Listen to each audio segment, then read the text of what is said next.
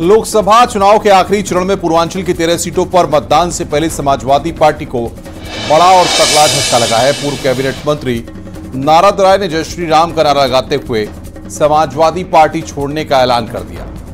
साथ ही अखिलेश यादव पर उपेक्षा करने का भी आरोप लगाया। ऐसे में सबसे बड़ी बात यह है कि अब पूर्वांचल में समाजवादी पार्टी के हाथ से एक बड़ा वोट बैंक भी खिसक गया है। दरअसल पूर्वांचल की 4 सीटों पर भूमिहार मतदाताओं का दबदबा है। घोसी, बलिया, गाजीपुर और वाराणसी में भूमिहार मतदाताओं का असर माना जाता है।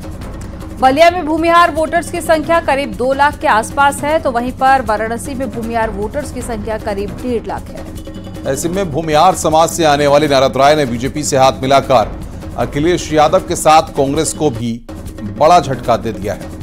इसी से जुड़ी एक रिपोर्ट आपको दिखाते हैं।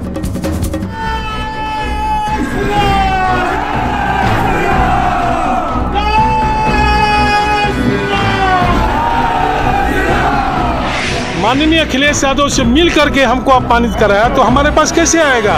इसलिए हमने तय कर लिया कि अब हमारा समाजवादी पार्टी से कोई रिश्ता नहीं रहे। और जय श्री राम भी बोलेंगे, समाजवादी पार्टी में बने रहेंगे, या सौभाग्य मिल जाए तो कोई बात नहीं। इस फैसला के साथ अगर मैं नहीं खड़ा रहूंगा तो कल मैं कहां खड़ा रहूंगा। 7वें चरण से पहले समाजवादी पार्टी में बगावत। कद्दावर नेता नारद राय ने पार्टी छोड़ने का किया ऐलान। अखिलेश यादव पर उपेक्षा का आरोप। सियासत में छल और बल का इस्तेमाल बगावत को जन्म देता है। बस इसी छले जाने से नाराज हो गए हैं समाजवादी सरकार में मंत्री रहे नारद राय, और अब वो खुलेआम समाजवादी पार्टी को छोड़ने का ऐलान कर चुके हैं और कहां नया ठिकाना है इस बात के भी संकेत दे चुके हैं।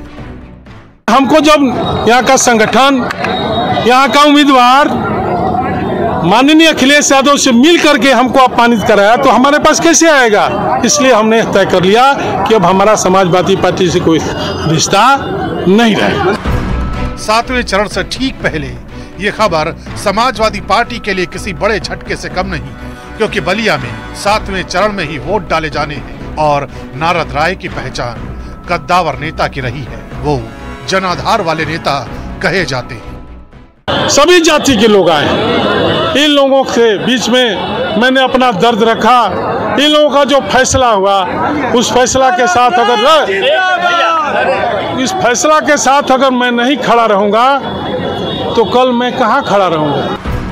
और आइए अब आपको समझाते हैं कि आखिर बगावत का ये बीज कहां से फूटा। नारद राय बलिया सीट से खुद की उम्मीदवारी तय मान रहे थे, लेकिन समाजवादी पार्टी ने उनकी बजाय सनातन पांडे को टिकट दे दिया। लेकिन बात तब और आगे बढ़ गई जब 26 मई को बलिया में अखिलेश की सभा के दौरान नारद राय की उपेक्षा की।